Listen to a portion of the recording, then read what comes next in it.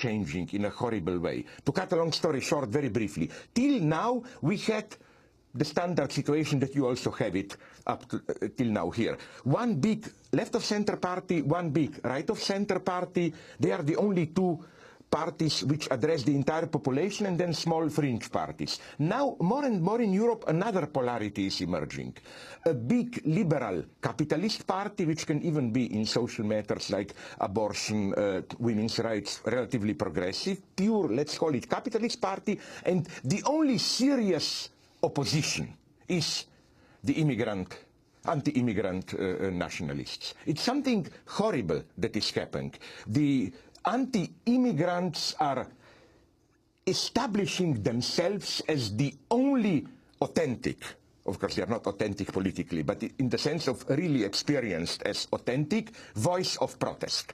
If you want to protest, the only way to do it effectively in Europe is this. So I think it's a matter of life and death for a slightly more radical left to emerge. You know what Walter Benjamin, the great Frankfurt School fellow, traveler, he says something which we should always bear in mind today. He said, behind every fascism, there is a failed revolution.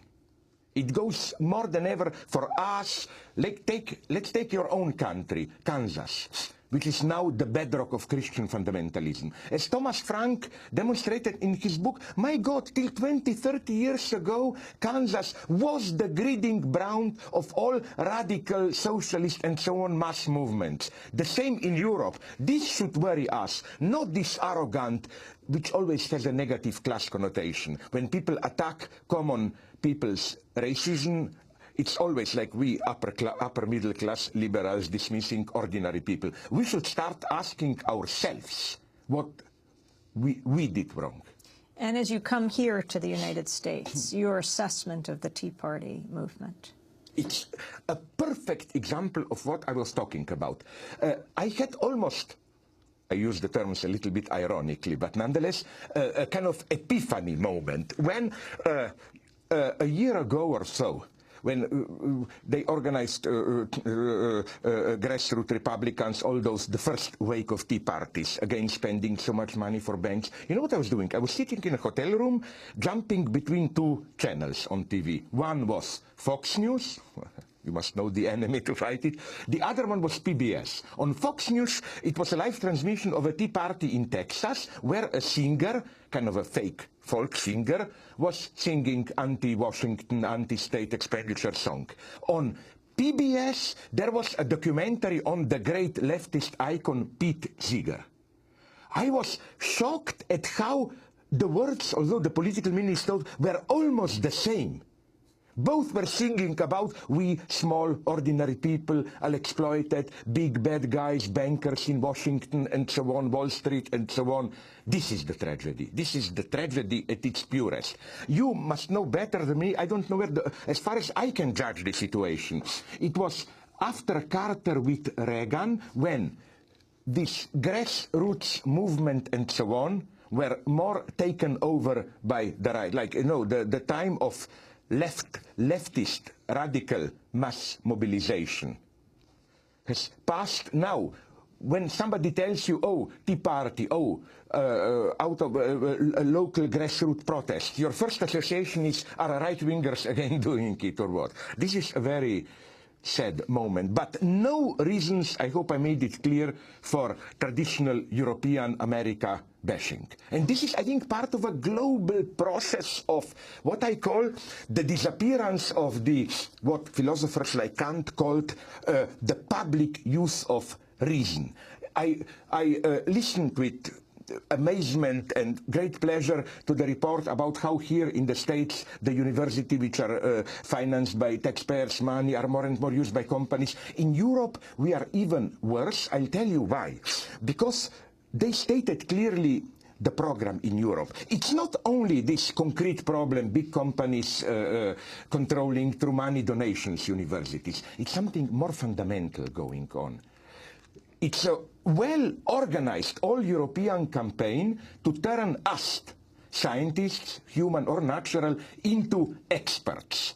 The idea is we have a problem, let's say oil spill in Louisiana. Oh, we need experts to tell us how to contain it. We have a public disorder demonstrations. We need psychologists and so on. This is not thinking.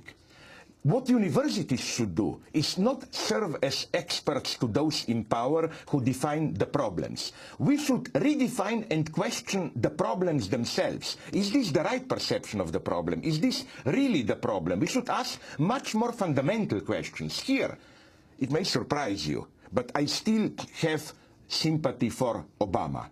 But in my view, one of his greatest failures is not Afghanistan. There the situation is very complex. I don't know what I would have done. It's how he reacted to the oil spill. You know why?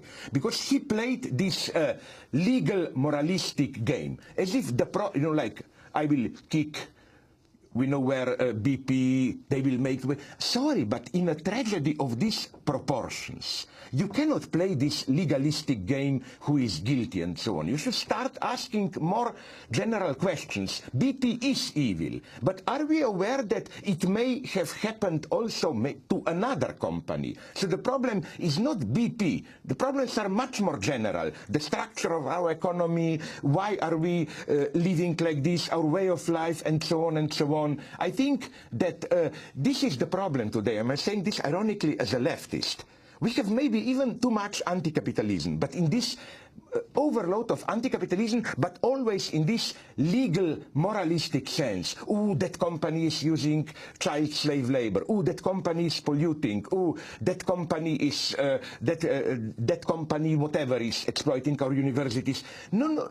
The problem is more fundamental. It's about how the whole system works to make the companies do this. Don't moralize the problem. Because if you moralize it, you can say in the States whatever you want. Already in the movies like Pelican Brief, you remember. No problem. Big company, even the president of the United States can be corrupted. No, this excess of anti-capitalism is a false excess. We should start asking more fundamental questions. Slavoj Zizek, your latest book, why did you call it Living in the End Times? Of course, the point is to ironically refer or evoke this metaphor of doom, whatever, in 2012, we are approaching the end of times. And of course, my point is not, I'm not this kind of believer, oh, we have 2 years to live, then whatever will happen. But nonetheless, I think that at different levels, we are approaching slowly, no panic yet, a kind of a 0 point. In the sense of, let's look at ecology. It is clear that when people tell me, oh, but you are utopian, I tell them, no, the only true utopia is that things can go on like they do now indefinitely. And it's very strange how we behave. On the one hand, we don't really believe there will be a catastrophe. We are split. We know it, we admit it rationally, but then you go out, there is sun, the grass is green, can anything happen? At the same time, this is ideology of everyday life. To make our conscience clear, did you notice how we are blackmailed at this everyday level? Oh, you threw that newspaper away. No, you should... 10 seconds. Yeah. So what I'm claiming is that we are approaching a certain 0 point. We have to act. If not, I don't want to live in a society which will be here in 20 years, let us say. Slavoj Zizek, I want to thank you for being with us. Slovenian philosopher, author of many books. His latest is just coming out now from Verso Books. It's called Living in the End Times. That does it for our show. If you'd like a copy, you can go to our website at democracynow.org. Democracy Now! Is produced by Mike Berkshire. For the producer, Armando Anchikama, Steve Martinez, Nicole Salazar, Hani Masood, Ravi Karen. I'll be speaking at the Enoch Pratt Library in Baltimore on Friday night. Check our website. I'm Amy Goodman. Thanks for joining us. This is Democracy Now! Democracy Now!